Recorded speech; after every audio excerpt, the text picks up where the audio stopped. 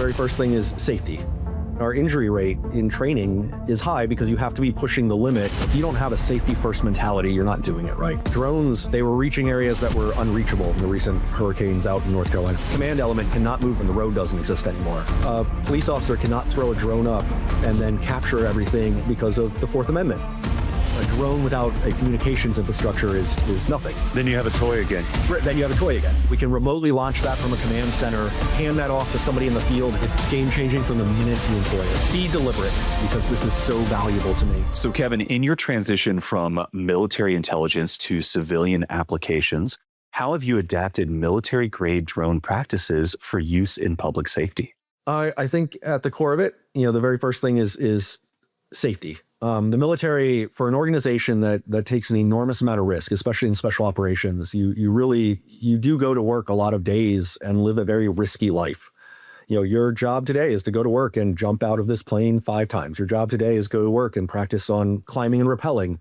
And our injury rate in training is high because you have to be pushing the limit to know where your limits are. But at the end of it, I don't think people outside fully appreciate the amount of oversight that comes with that and the amount of safety planning that goes into that. Anything you want to do, you have broken down into every minuscule step and talked about how you have mitigated risk along the way. And that risk mitigation while you're in it can be a very frustrating thing. But as you gain experience, as you gain leadership, as you gain rank, you really understand why it's so important, right? These guys that I'm with on my team, these represent a capability, an investment of time and money. And we can't afford to have people, injured and out of the big game when it's coming up, especially if you don't know when the big game's about to start. So, risk mitigation is a huge thing for us. And I did not fully appreciate how much that carried over into the civilian sector. My company, myself, the people I hire and work with, the people I partner with, everybody, if you don't have a safety first mentality, you're not doing it right. And I know in a lot of industries, if you ever take your OSHA classes, if you ever take some of the safety classes in various industries, it can feel like we're paying lip service to it a lot because you've just heard the same thing so many times. But if you're going to be in this industry and you're going to work with public safety or just commercial entities, go on a construction site and see if there's anybody that takes safety as seriously as somebody does on a major construction site. You go to a search and rescue or a firefighting scene, whether it be with CAL FIRE out there, as they're doing right now, or a single structure fire. I think it would amaze people the amount of safety planning that goes into that before any firefighter is doing anything heroic. The amount of safety oversight that has gone into that. And if you can't integrate into that and you can't plan around that and you don't have a safety culture built, then you're not cut out for the public safety field or really any other commercial industry you may find yourself involved in.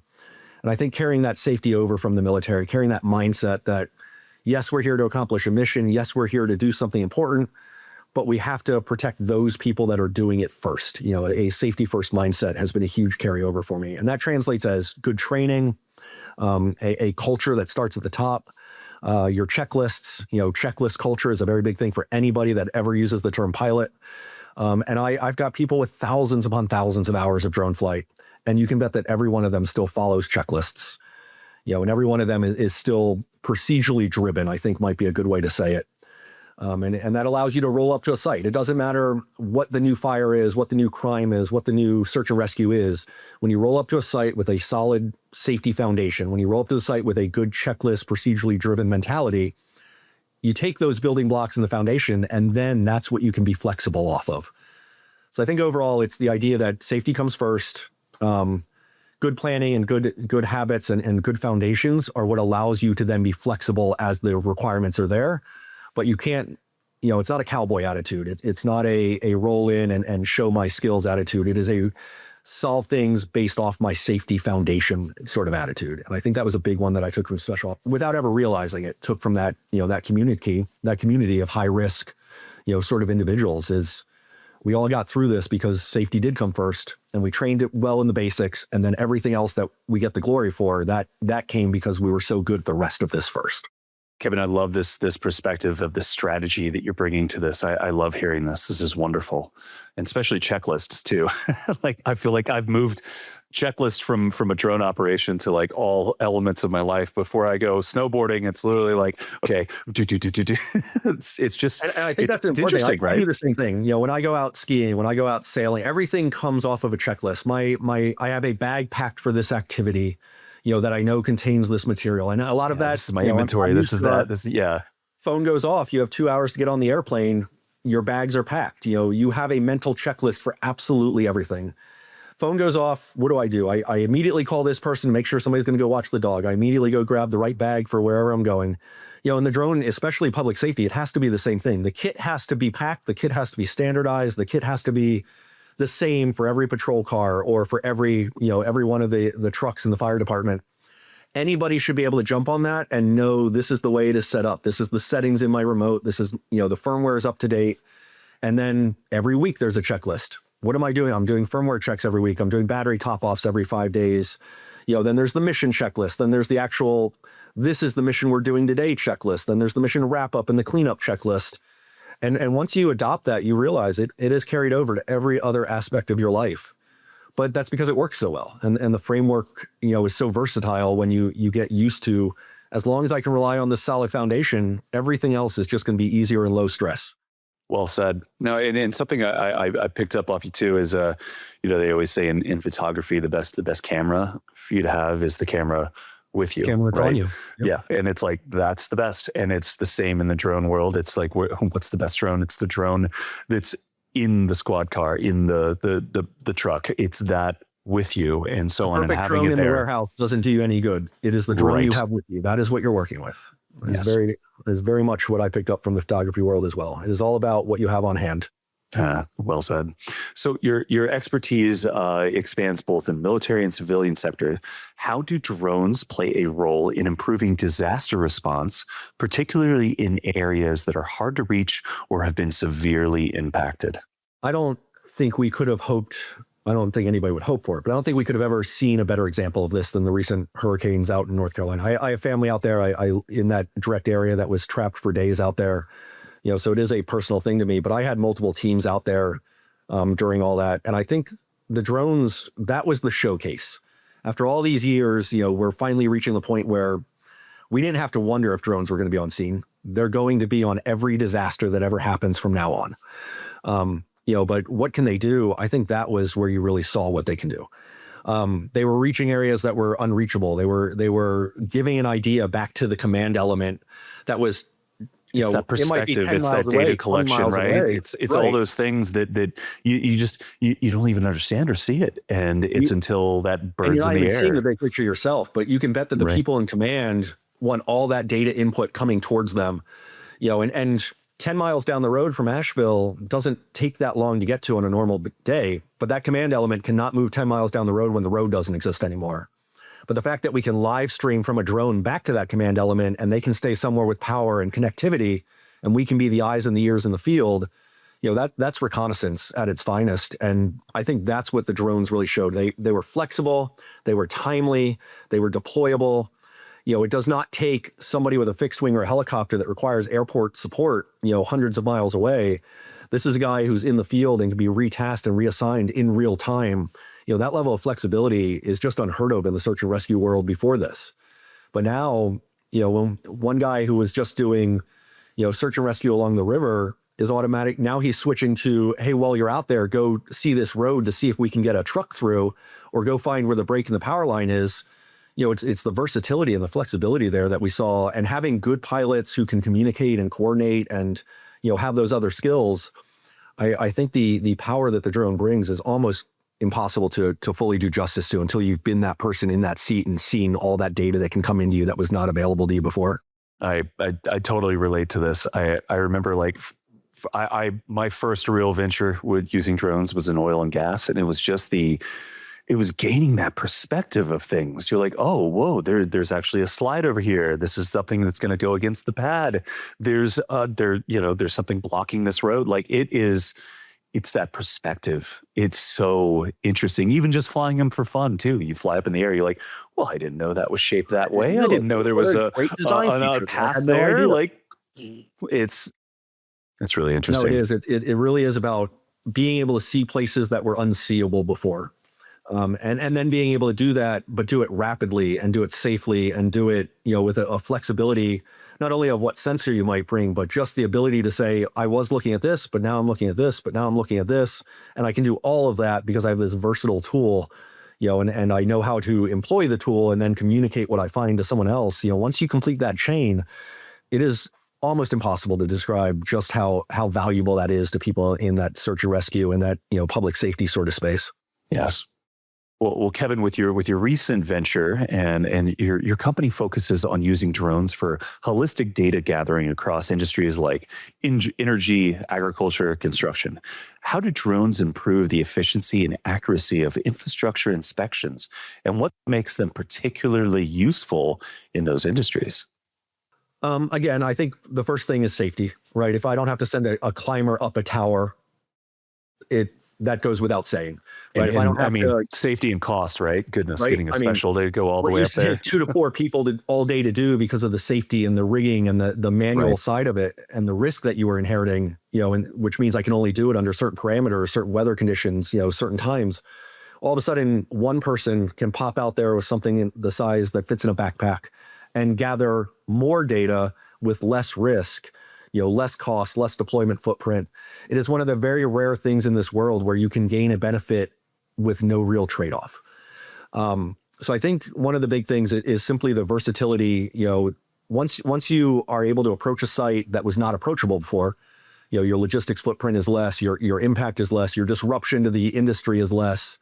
All of a sudden, now you have versatility, I think would be the next big thing. Now take telecom, we kept the climber off the tower. If there was damage to the tower, we found it before anybody had to go take that risk.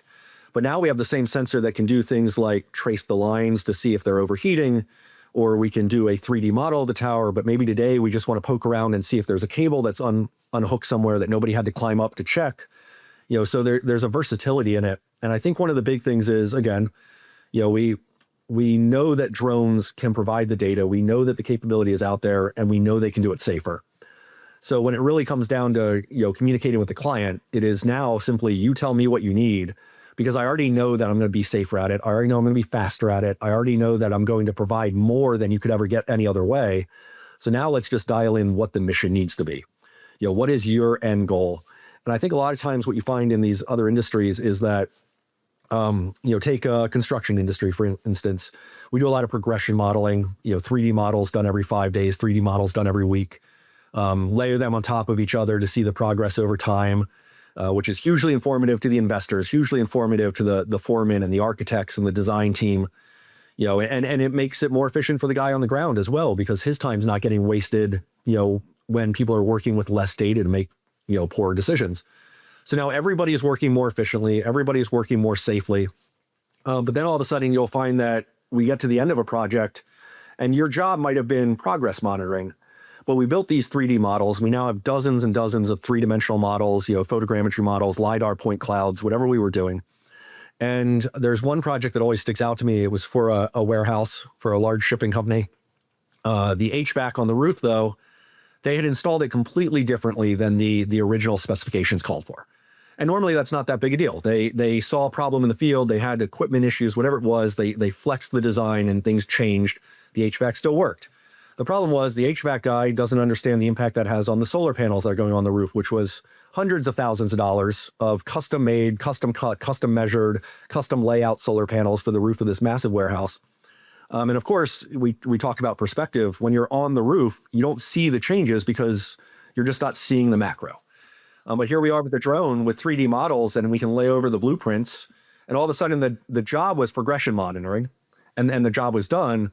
But now we can extract other data out of that. There's other things you can do with the same data that's already collected to make it even more valuable to people that might not have even needed it when it first started. In this case, we were able to see the HVAC difference. We were able to halt production on the solar panels, save hundreds of thousands of dollars, in a system that would have shown up, shipped from overseas, and then not even fit. All because we had that macro perspective, and all because we had this great data set. Whether you want to measure data by gigs or by megapixels or by ground sampling distance, whatever your quality metric is, we had a lot of it and it was good. And because of that, we were able to extract other useful things from it. And I think that's probably the big thing in this industry is that, in the commercial space, it is not only what you're gathering that day for that purpose, but every single time it seems like that data has uses further down to other people. Maybe it's the sales department that is now able to use that in real estate advertisement, or, People that were not your original client or not your original touch point with a given client, all of a sudden find value in it as well. So it's just truly amazing to me, even after hundreds and thousands of repetitions, in different industries, how much value we always find for that data outside of its original purpose. Assuming the data is collected well and processed well, you can do just so much with it beyond what you ever conceived of when you first started collecting it. That's a really great way to say that too. Because I still, the beginning of the drone world and so on, it was like, I don't know everything we're going to use this for, but look at all this data that we've captured. And now it's actually, now we have systems in place. Now we understand. Now we can see this. Now it's all kind of converging. It was very much early on. I know I can take this perspective. I just don't know what to do with it. Now it's simply, we get so much good data and our procedures. We didn't have enough people listening too when we wanted to share this as well. And now it's also people like, and people are bought in. Yeah, people are bought in, either superiors, investors, all like other outside of just the direct A to B that you were communicating with. It's so much bigger now. It really is. I think, early on there was a novelty to it, and it's hard to take things. It's hard to believe things are professional when they have a novel aspect to it. And I think now the novelty has worn off a little bit, and people see it for the professional value add that it is.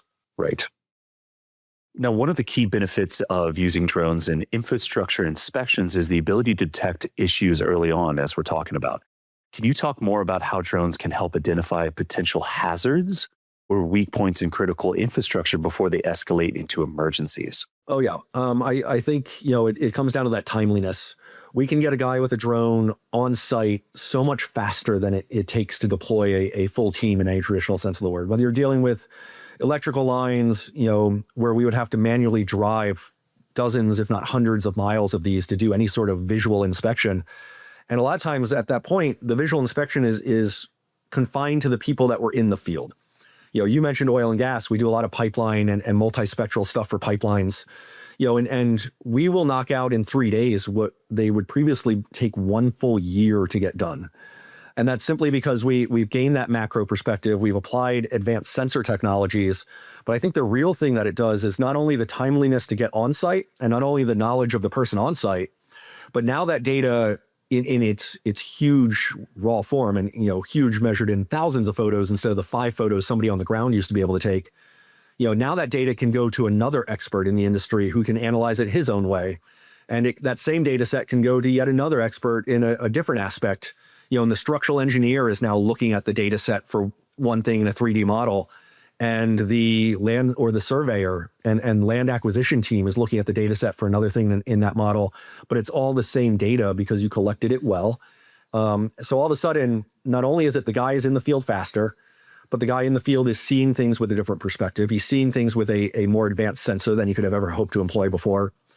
And then to take it to the next step, he is then carrying that over to the real experts, because at the end of the day, especially those of us who have done drone service across multiple industries, you will not be the expert in every one of those industries. You have to be able to speak the language. You have to be able to understand what various parts are when somebody tells you what they're looking for. You have to be able to communicate with the client up and down again.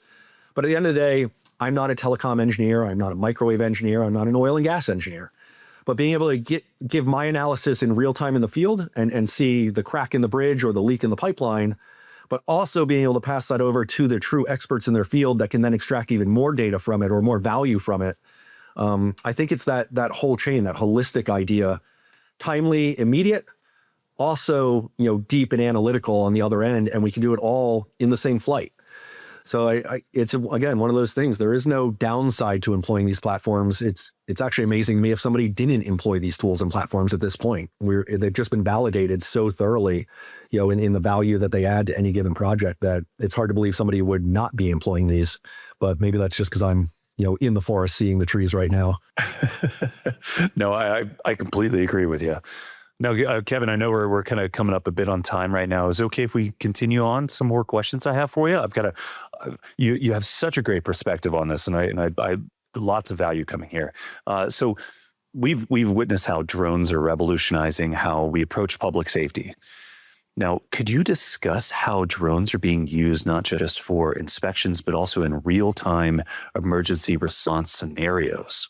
Oh, very, very much so. I I always tell people you can be a drone pilot, but it doesn't make you a drone pilot that can be applied in every industry, right? You can be a great photogrammetrist, data collector for 3D modeling, but maybe that doesn't mean that you're going to be the same great thermal collector for a solar project or an IR project or a survey project with LiDAR.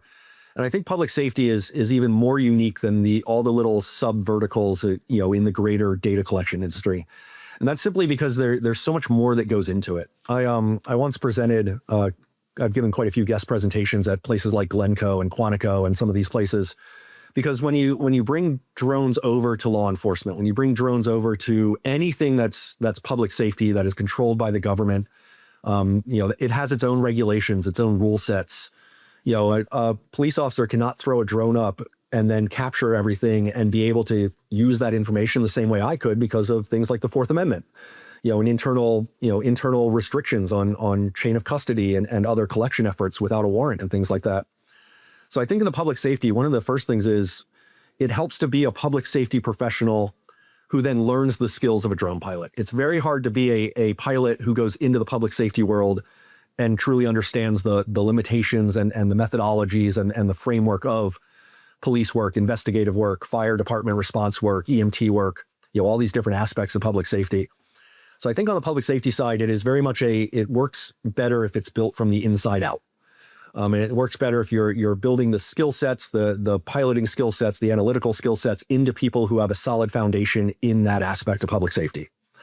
The flip side of that, though, is, there are people that come and we have the drones and we have the holistic background in search and rescue and law enforcement, and we can be the touch point between those two things.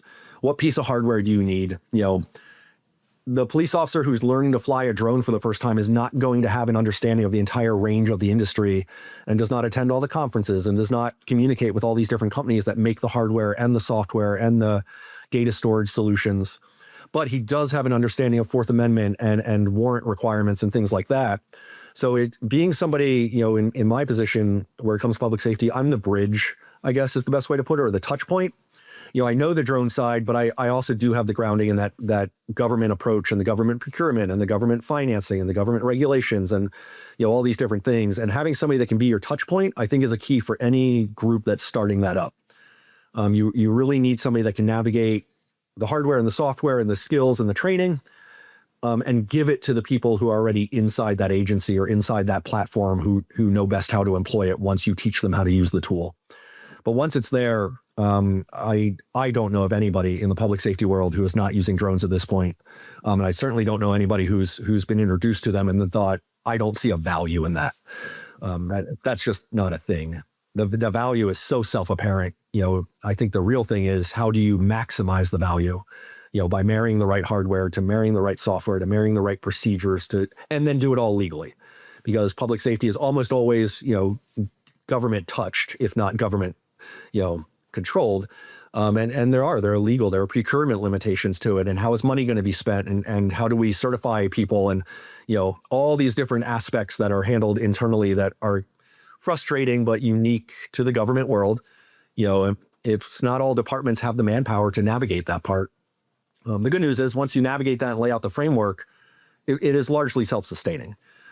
So once somebody has put all that in place for you, the department doesn't need to dedicate 10 people to managing the drones.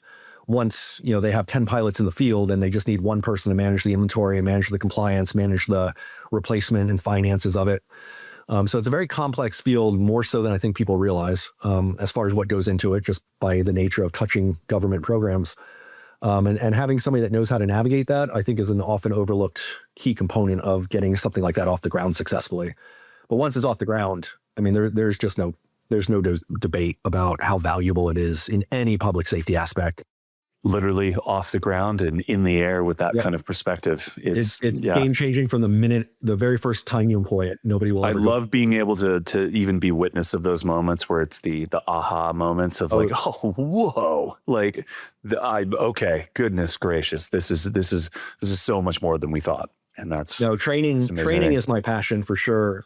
Training and the consultation side, because, it's in the intel world, we always say the guy who's collecting it, that's the touch point. That's the risky part. That's the part that gets all the action, as it were. But the real value isn't until that intelligence makes it up to the National Security Council or to the Senate or to a decision-making apparatus. And they don't need to know how it's collected and everything. They don't always know that part. But in public safety, when you first introduce it to somebody, you finally see the people at the very top come out to see it for the very first time. And when they see that, and they see the guy in the field employee, and they see how quickly it can go up, and they realize the perspective it gains them, it's not only the aha of the guy in the patrol car or the firefighter who knows what part of the building to attack with the hose. It's the aha moment of the people at the very top who suddenly say like, wow, I can now see the money I just spent, but I had no concept of what we were gaining from this. And now it's not about how much money we spend. Now it's just, can I find more money because this is so valuable to me? And seeing that from a training side or a consultant side, when it all comes together where the value is realized and somebody says, I can't believe we weren't using this before.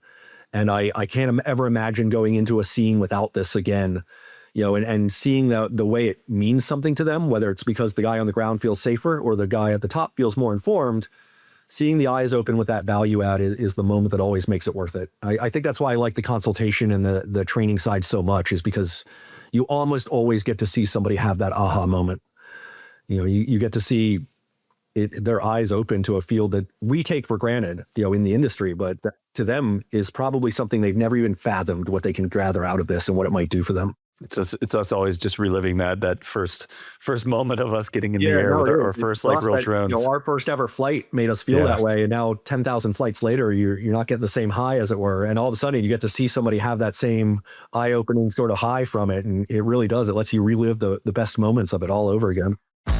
Quick break to highlight whether you're flying, sharing, or managing your drone program, DroneSense has everything you need.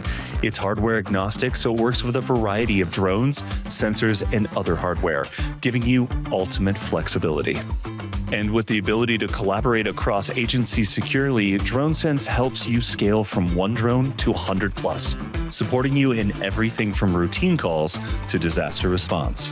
To learn more and get started, check out the link in the description. Just a reminder, I'm going to go out today and just do some personal fun flying, because I haven't done it in a while because we've been just so busy with all of this, but I need to get that perspective again. So no, I feel that I after a big, I just told you I was in the field for 10 or 11 days or whatever it was. And I'm just getting home and being able to go out there and just do it for fun and reset, as it were, and not feel like I have an objective and really just be like, wow, I still like doing this. You have to do that every now and then. You have to regain the perspective of why this was so much fun the first time, and not just lose it in, here we go, yet another mission, 500 missions later, and all I care about right now is my deadline. No, you got to go out and have fun with it every now and then, and just with no purpose whatsoever, put that thing back in the air and fly it around and just have a good thing to time. add to our checklist, right, is a personal aha very much so. Perspective that we're going to gain from it. So. Yeah. Very much so. Now, Kevin, let's talk about some safety culture here. Now, what steps do you think public safety agencies should take to build a strong safety culture when integrating drone technology into their operations? That's actually a great question. I think I think it's overlooked when a lot of agencies first get into this. They don't even give a thought to it. And I find that funny, because when you really get down to it, you're not going to find people that have a stronger safety culture than people that are in risky jobs. Fire departments are notorious for their checklist-driven safety culture. And anywhere in the commercial side, where there is liability at stake, safety is a very real thing. It is not something that's paid lip service to. And I think a lot of times when they're starting up a drone program, it just doesn't even make it onto the radar that, the safety aspects of it. Not only the safety of what is it preventing me from taking risks, because now I can employ this platform ahead of me to see something, so I'm not at risk, but just the safety of how do we do it safely? How do we fly over people safely if we're a police department operating a drone in an urban area? How do we employ a drone safely at a fire scene, at a crash scene, at a search and rescue, without complicating or further adding risk to everything? And I think a lot of departments don't look at that up front. The drone is, as we always like to say, there's no fatal drone accidents, which very few other tools or planes or anything else can claim. But I think because of that, we overlook the safety thing sometimes.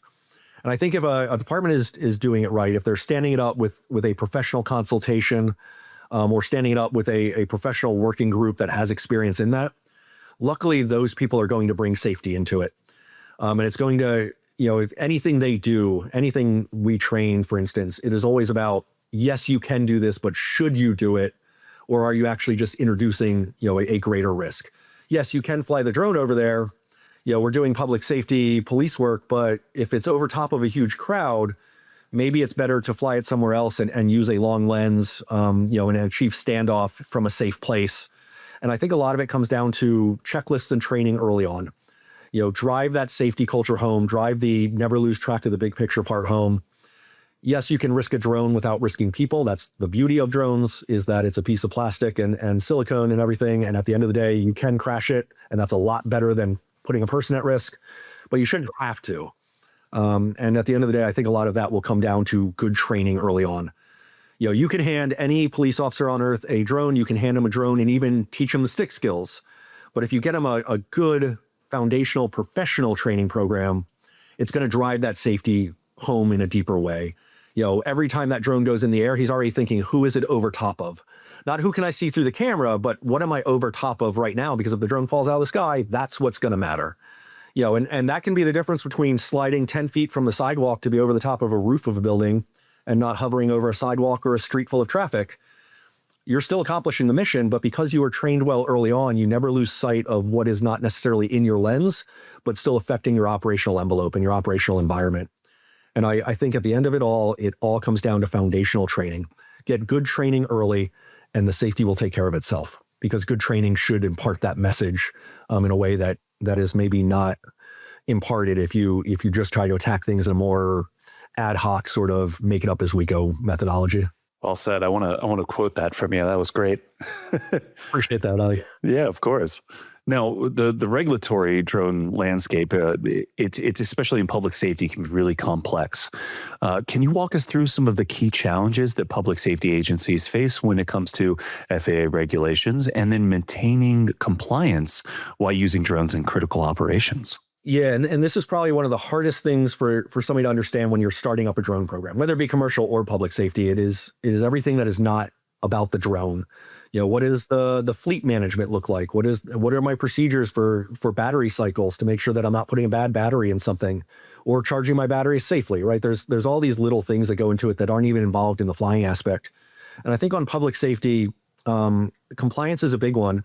Luckily, compliance these days is so much simpler than it was 5 years ago or 10 years ago, right? You can get your COAs and your waivers. They just come a lot faster and they're a lot easier to achieve, and they're not this miracle thing where everybody said, I got a waiver, look how important I am, because now we get dozens, if not hundreds of these things done at a time.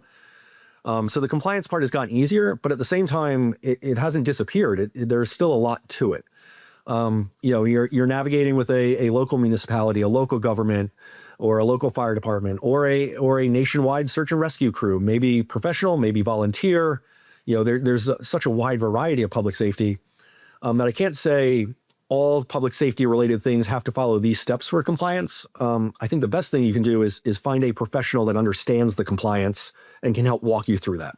Because again, you can grow the skills for the drone part in-house. It is very hard to have somebody in-house who just inherently understands the complexities of that side of the industry. And I think one of the best things, and again, maybe I'm a little biased as I've done multiple trainings and consultations for these public safety agencies, but one of the best things you can do is simply spend a little bit of the money up front to get the compliance right. And again, it's foundational. Get the compliance right up front. Understand your fleet management, understand your fiscal responsibilities, understand your Fourth Amendment limitations if you're a police department, understand your safety limitations and how the drone can work within your existing safety culture. Get all of that right up front, and hire somebody who understands that side of it. And then you won't really have to worry about it again, because once you get the compliance right, it becomes largely self-sustaining. Then it's just every year we re-register for our COA. Every year and a half, I make sure that all my pilots get updated training. And then you have somebody who's your touch point that says, new firmware has come out. It's drastically altered the interface on the controller. So I'm the guy who's going to tell you that we now have 8 hours or 60 hours or whatever of additional training that we're going to go through. You have to have somebody that maintains the big picture at all times. And as long as you have somebody good in that position, and they don't even have to necessarily be a drone pilot, but if you have somebody good in that management position, I think in public safety, that is that is the point where everything else just happens, and you should never even have to know that person exists because they're just doing such a good job of it. And a lot of it, you have to get all of that has to be right from the start. You don't want to have to rebuild your COA if you find out that for 6 months you've been operating drones illegally, or go to court and find out that what you just did was a huge Fourth Amendment violation, and now your department's on the hook for that. Like, get it right up front and definitely know what you're working with. And I think it'll be far easier for departments to adopt things without having to worry about some of the growing pains that 5 or 10 years ago we were finding out the hard way. We don't have to find things out the hard way anymore. You just have to get the right person to help you navigate it. And Kevin, I can also just by what you said there, I can tell how long you've been in this. You first didn't call it a COA, you called it a COA. I was like, yeah, he's been doing this for a moment. Everything we did with COAs, at one point, Part 107 wasn't a thing yet. And to be clear, depending on how you structure it, you don't necessarily need a Part 107 to do public safety work. We all take it for granted as commercial drone operators on the side of things, but with the proper COA and the proper department setup and the proper waivers, you don't inherently need the same civilian structure that we would have to use. Should you have it? Yes. There's knowledge in that. It's like having a driver's license. There's foundational knowledge that you should have. It should not be excluded, but maybe it's not required either. And again, you just have to have the right person that understands that. I think a lot of that, this is a young industry, but the difference between somebody who's been around 5 years, 10 years, or 5 months is huge because of the changes that have happened in that time. So there is something to be said for experience and for being around it, relatively a long time in an industry that has relatively barely existed compared to some. But as you said, the difference from the COA days to the Part 107 to the, future Part 108 days, it's a whole different landscape. And if you're not staying on top of it, there's a very good chance you're not going to be in compliance in some capacity if you're not, grounded in all that and the structure of all that. Very, very true. And something that I've really pulled through with this podcast is always the conversation about community within this industry, and how much like all of us are coming together and what we've learned and all of this in this way. And it's adding to that and looking for those that have this experience, and then also just asking around in our groups. I mean, us at DroneSense, we have a weekly working group that we just talk about what's going on and what's new and all of it. And it's again, even goes all the way back to the point before of learning this new technology, because a new sensor will come out, a new resolution, a new this tomorrow, next week, so on. It's constantly seeking new knowledge. I think, I tell people all the time, I go to some of the trade shows, every year. There's probably in the drone industry, there's arguably maybe 2 major trade shows and then a whole dozen, smaller ancillary type of shows or manufacturer shows or retail related shows. But really what it's all about is one, we love the industry, but it's really about the knowledge, about keeping up. And as you said, I love the community in this industry. The people I've trained or the people that have trained me, I'm still in touch with every one of them. My pilots in the field every day, on any given day, have 10 or 20 people out running around doing various things. But all of them are feeding information back to me. Did you hear about this? Did you see this? I heard about this. Your networks, whether it's on social media or LinkedIn is a huge networking thing in the drone world for sure, because people are passing knowledge that changes so fast that without the informal networks and without that informal camaraderie, if you will, or informal team structure, you would never keep up on your own. So just being able to find where to put your finger on the pulse of the industry there and keep up as a professional. This is an industry that changes faster than almost any other industry out there. And you have to have a way to keep up. And luckily this industry is full of people who are passionate about it, and full of people who truly love what they do and truly want to talk about it because it is just such an awesome and developing thing. And I think that those informal communications and those informal meetings and those informal networks are so beneficial in this particular industry. I would not be able to keep up without it, without all the people that I'm constantly following or are feeding me information, that drives me to then go research something or learn something or take a new class of my own. The community in this industry is something I value immensely. I just would not be able to keep up without that. Growing and always seeking for more knowledge. I love it. Now, Kevin, with agencies that we're talking about that are looking to adopt drone technology for the first time, what advice would you offer them to ensure that they adhere to compliance standards and develop a robust, safe, and effective drone program? I think the two things you need to do up front are, one, look for a model of success. Because if you, 5 years ago, 10 years ago, if you were trying to start a police drone as a first responder sort of structure, there was nowhere to look. You really were on a blank sheet of paper. But now, if you want to say, if you're a police department looking to start that, well, look at Chula Vista and look at Texas Department of Public Safety, their DPS units down there. These are people who have already built the model, so we no longer have to build something from scratch. The existing model of what success looks like is already there. And in some cases is probably so far beyond what somebody is conceiving of when they first dream of, my department should have this. And then all of a sudden you look at these success cases and say, my department should have this. I didn't even realize it should have all of this. And so I would say, one, find the models, and Texas DPS is one that comes to mind because they've developed a huge and robust program. Chula Vista, of course, is like the benchmark in the industry for public safety. Cal Fire is a huge one. Even the Department of the Interior at one time, it was famous for running the largest drone fleet in the world. So look at these models of success and reach out to your partner agencies and your sister agencies, and reach out and say, can I come take a tour of your command facility in Chula Vista, which, if you haven't, is an awesome thing to see. Can I go shadow one of your people on the street using this today? Can I go to an accident reconstruction with you? Find out, what you're thinking of, and then find someone who's already doing it, because I promise you, out right now in this industry in public safety, someone is already doing it. And they are always willing to share the lessons learned the hard way to keep you from having to learn that. The second thing I would say is, again, maybe with a little bias, but find a consultant or find somebody who has built one of these before that can help you, because you don't want to build this from scratch simply because somebody in your department has a passion for drones. Knowing that so-and-so flies drones as a hobby on the side isn't going to make you maybe make him or her the best person to build an entire fleet of drones and manage the program and navigate Fourth Amendment rights or whatever it may be. So find a consultant, find somebody, whether it's through another agency, whether it's through a private entity or a commercial entity, but find somebody who can be your consultant to help you navigate that. Because if you get it right up front, it will save you so much trouble later on. You do not want to find out you're not in compliance when you're presenting evidence in court, or when you go to deploy your drone on the very first fire and realize that, we thought we did everything right, but all of a sudden we don't have the communication procedures in place to translate this information back to the command element. So definitely find somebody who's done that. And I think if you do, and for those listening, we'll definitely put all your contact information as well as ours, because we would love to jump in on this and help anybody with it. Yeah, no, you guys and what you're doing, I've gone back and looked over all the things you've done. And again, it's the community. There are people out there with the knowledge and things like this podcast and DroneSense in general.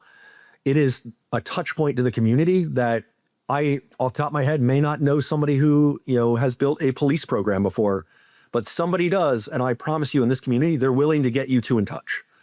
And if you don't know who the successful programs are that you want to emulate, I promise you, somebody in this community does, and they're not going to charge any money to tell you, let me put you in touch with this person, or let me pass you this article, and you can reach out to them after doing a little research. It is a hugely supportive community, because I think at the core, we all want to get it right. We don't want drones to disappear. We want them to be publicly accepted. We want them to be a value add to everybody else. And we're all invested in making this an industry that's accepted at all levels for the value that it brings, and the safety that it brings.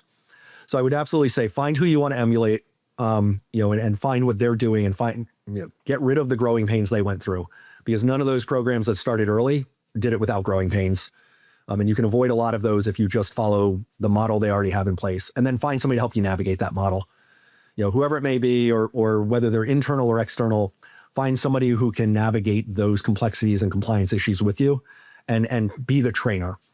Being a good police officer does not make you a good trainer of other police officers. Being a good firefighter does not qualify you to be a trainer at the academy. So find somebody external or internal who can be that trainer, and keep up on everything to make sure that they're updating everything on an industry that's constantly changing. It really is all about getting it right up front, and then having the people who are invested in keeping it right going forward. Nice. So as we start to close some of this, as we start to close this podcast, I've got a couple final questions for you, Kevin, and we'll kind of leave it at that. But honestly, with the wealth of knowledge you have and so much perspective, I foresee us having another episode here sometime soon. So love this. But As drones become more integrated into public safety operations, what innovations or advancements are you the most excited about? And then how do you think they'll impact first responders? So I'm going to pick one. I'm going to try to pick just one. Again, this industry advances so fast every day that it's almost hard to say. But I'm actually going to step away from I always say it's not about the drone, it's about the sensor. The drone is just a cargo hauling platform that happens to pick up that sensor. And we wouldn't put it in the air if we didn't need knowledge, intelligence, so it's all about the sensor more than anything else. But I'm actually going to step back from the sensor. The cameras and the IR and the RF and everything that we're advancing is so fast and so impressive. But I'm going to step back and say it actually goes deeper into the underlying infrastructure, and that's the communication from controller to drone. I could have my timeline wrong, but I'm guessing it was October, November of last year. I really should know off the top of my head. But we recently got approved by the FCC with the dedicated 6 gigahertz band, right? It doesn't sound very exciting when you start talking about communications and radio frequencies and everything. But up to this point, almost every drone you touch in the commercial space has been controlled off of unlicensed spectrum, which is the Wi-Fi frequencies, 2.4, 5.8. Those are extremely limited on the broadcast power that they have. They're extremely limited on having to accept interference from other sources. So at the end of the day, we've always been hampered by our ability to project the drone further, both on the regulatory side, under the visual line of sight limitations under Part 107, but also on the communication side, right? We're using unlicensed spectrum repurposed from another industry, Wi-Fi in this case. And the one things we don't have in the States are the ability to communicate over existing infrastructure or a dedicated drone frequency. And now we actually have both. So with as we move towards what we're calling Part 108, which is simply to say BVLOS operations as a standard operating thing without requiring special waivers or under your COA, you can get, a COA built for that purpose in the long term. But one, we have a dedicated frequency that is now going to be for drones. So dedicated, up and down, transmit, receive, dedicated data transmission channels, separate from the Wi-Fi limitations of power and reach. That's a huge thing. And while no one is really putting the drones out there with that built in, because again, it's only a few months old, the fact is we can do that now. And second to that, or maybe like an Alpha Bravo of that, is overseas, you see a lot of places where the drones can be controlled over the existing telecom infrastructure. We're now starting to see that creep out in the United States, whether it be on the delivery side, whether it be on Chula Vista, again, public safety side. But now, instead of having to have a line of sight from a remote, we are now able to use the existing 4G LTE or 5G infrastructure and transmit and receive our communication channels over that architecture. Basically, the drone and you are both smartphones that are simply able to talk to each other over the existing infrastructure. And I think that's probably the advancement in public safety I'm most excited about, is opening up new communication channels, because now we can hand the drone off, as people use the drone further and further from its launch point, we can hand the drone off to a second and then a third and then a fourth controller, because they have the procedures in place and the technology to just seamlessly take control and keep passing it and passing it and passing it. Now that sensor is not flexible within a few hundred meters or a quarter mile. It is flexible within the range of your entire department. And now we can launch a drone from a drone in a box solution, which I'm hugely excited about, but it's not for the drone in the box. It's for the communication architecture behind it. We can remotely launch that from a command center. We can then hand that off to somebody in the field who can take physical control of it in that moment, who then can hand it back to the launch center, who can then maybe retask it to another site or pull it to another dock. So pre-positioning things, the drone in the box is exciting. The communication architecture that allows that and communicates over multiple channels, on the drone professional side of it, that's what I'm really excited about. Because at the end of the day, a drone without a communications infrastructure is nothing. It is a camera taking pictures or not. You have to have command and control. And then you have a toy again. You have just an RC. Then you have a toy thing flying around. Yeah, right. It's not the tool that we're talking about. I think it's all about command and control in public safety. And these new advancements in the 6 gigahertz band and the drone over LTE, drone over 5G command, that is going to be all about improving our command and control architecture, which is what enables the entire thing to be useful to us in the first place. Nice. Well said.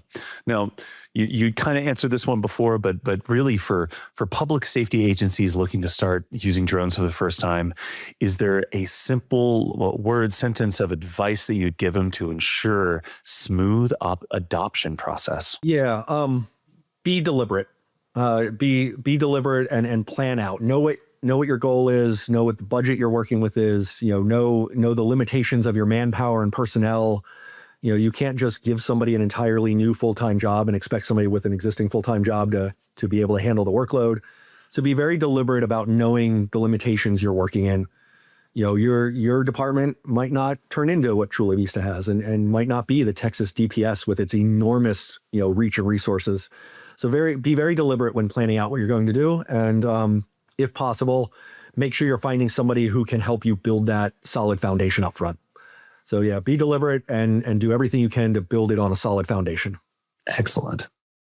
Well, Kevin, thank you so much for taking the time to visit with us today and sharing all of your insights and so much rich history that you have with this industry, from military experience and then just in all the different gambits and flavors and multifaceted thing of drone.